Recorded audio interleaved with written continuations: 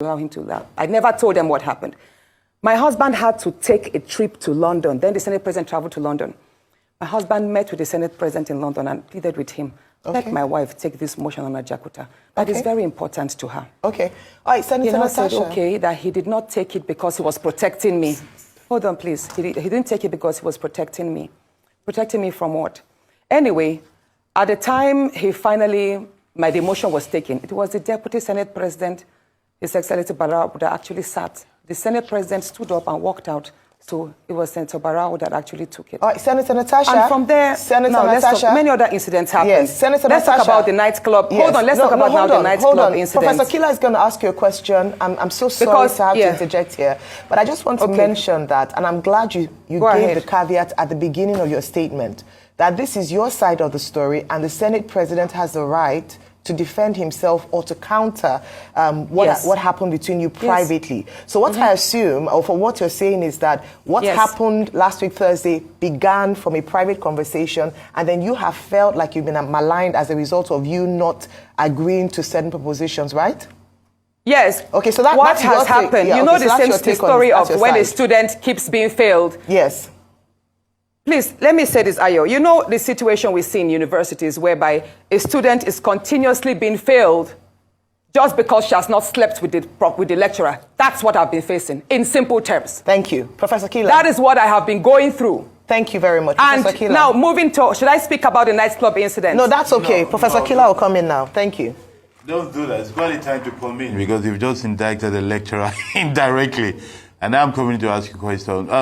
Senator, it is from your side of the story, it is clear that there's a lot of undercurrent and personal issues that had led to the, should we call it the outburst on the allocation of chair thing.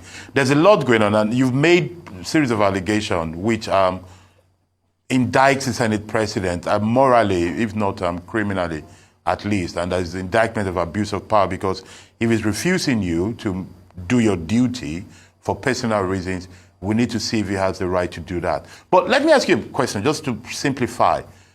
This idea of your seat was reallocated and you don't want to use it. What's in a seat? Why was it so important for you not to just move as you've been told to do so and deal with it later?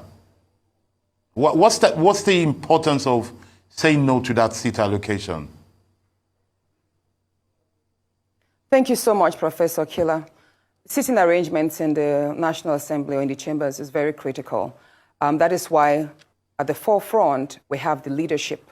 And after them, we have ranking senators, you know, second-timers, third-timers sitting there. And the nearer you are to the Senate President, the more visible you are. You're able to interface with the daily activities, and then you have more visualized, like the cameras capture you more. You're more present as against being a backbencher. So where I am sitting, the Senate President sits at the lowest point, while I am sitting at the topmost point, but on the same level. So, Senator, it is, Senator, I recap for you. So whenever I stand... Yes. It is safe to say that... Where I was moved to was you felt they were reducing you. Where the workers, the chamber staff sit. So you felt they were relegating you. They were relegating you. If they say, hold on. Exactly. Let me say this. Yes. His excuse that it's because there were 2 vacant seats due to the decamping of the senators, right? Yes. And that they had to, why did they have to pick on me to start the shift? There were other senators that were in front of me that would have filled the seat. Why did it have to be me to fill in the seat at the far corner? But I will say this again. If you see where I sit at the back, there is a silent degrading of senators that, as they say, came from court. We are made to feel as if we are lower than our other colleagues that resumed office and were sworn in earlier than us, even though we're all first-timers. Do you understand what I'm saying? Yes. I remember when I asked Initially, I asked why I was not sitting amongst my other first-time colleagues. Yes. And I was told that is because you resumed 6 months later. So it's almost like a punishment because I resumed 6 months later. Therefore, I have to sit or take seats or wait for my other colleagues whom we all ran elections with together and won together, even though we were rigged. So Senator, we were made yes. to sit at the back. So after me, it seems clear to me. Senator Akpogonu, who came 2 weeks after me. Yes. So it seems to me from your own narrative, straight from your own narrative, that you feel victimized and you feel you're being treated like a second-class senator in that place. Let me ask you a question based on your own narrative. I have a very important... No, but very quickly, you're going to say, let me just ask you just this question. Professor. Yes, just this very question. Do you feel that other senators in that house, male or female or different party, do you feel that they're standing up to what they ought to be doing, or do you feel they are also, with their silence, complicit with your victimization? I want you to judge the whole Senate, 109 men and women. No. Okay. You don't feel they're complicit, and you don't want to... Now, here it is. I have enjoyed tremendous support from my colleagues.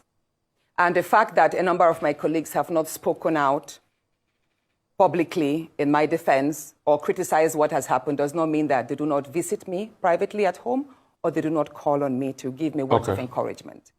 Why they are yet to come up openly and criticize the activities of the Senate President, probably that's best known to them. However, one question I have been asked a number of times is, why are the women silent? Why are the 3 other women silent? Yes, so why, Senator? Why do you think they're silent? The day I filed the suit of defamation, the suit that sexual act whereby the Senate President's SLA on new media, Mr. Patrick Mfong, sexualized me by addressing my attire as being transparent and that the only thing I know how to do is to wear pancake to the chambers. So when I filed that suit, Senator Ireti Kingibe, hold on, Senator Ireti Kingibe, Senator Natasha, and Senator we're low on time, 3 women who sent messages to me that they do not support the litigation. And none of them have called, apart from Senator Ireti, that called my husband to tell me to withdraw that suit and all that. And my husband charged her that you were the same person who had come to the house to tell him that the SP was hitting on his wife sexually. So why are you now against my wife standing up for her rights? So let me tell you something, Mr. which nobody knows. No, Mr. Rufai, please allow me to say this, please. Please go ahead. Can I say this? Please please go ahead. Please go ahead, Senator. Please go ahead. Now, at the nightclub incident, I believe that was not a slip of tongue. That was not a slip of tongue. He has a number of times told me that there are various ways we can have fun. If we travel, he has a way of making the whole the house, the space. He can basically create a party in the space. Do you understand? Like a nightclub in the space and would have fun and all of that. So that nightclub incident statement was not a mistake. It was more like out of the abundance of the heart, the mouth speaketh. But let me say this. The day before please, Rufai, let me laugh. Go ahead, Natasha. Go ahead. Let me speak, please. Please go ahead. Please go ahead. If you don't want me to speak, I'll walk out and complete this on my Facebook, please. Please go ahead. We're Natasha. trying to manage time, Senator, but go ahead and finish it quickly. We're trying to manage time, but please go ahead. The night, or should I say that morning, early hours of the morning that he apologized, which was 23rd of July, 2024. That was the morning he apologized. So the night I have it printed here. I have the screenshots of the phone call. It was 14 minutes past midnight when my phone rang. The leader of the House called me, Senator Michael Bamidele Opeyemi called me, and he said, Senator, how are you? I said, I'm fine. He said, in the wake of all of this rancor, if the Senate President goes down, I will go down too. And I said, what do you mean, sir? At that point, I woke my husband up because he had fallen asleep before me. I said, are you calling me to threaten me? I could hear murmurs from the Senate President. I could hear the Senate President's voice at the background because I could tell he was on speakerphone. He said, no, I'm just telling you that, there's a whole lot of attack on the Senate President, and if things go down, if he resigns or something happens, I should know that I'm going to be held responsible, and I also go down. At that point, I started shouting. I was like, you can't call me at midnight and threaten me, sir. You can't do this. And mind you, I was actually surprised because the leader of the House is someone I respect greatly. He's a very good friend. He's a very calm person. And I believe, I'm saying it, that if he actually made those statements, he probably was told to do so. So I dropped the line. And then I dropped the line. The first conversation was just 2 minutes, 33 seconds. Then my phone rang again at 26 minutes past midnight that same day. And then it was the same call, Senator Opeyemi's line, but then it was the Senate President's voice. He said, Princess of the Senate. That's how he calls me casually. I've been attacked. My wife has not slept for days. She's been crying. She's received lots of insults, all because of you. I said, no, sir, it's not because of me. It's because of you. I didn't force you to order that statement. And I did not call on the support I received from Nigerian women.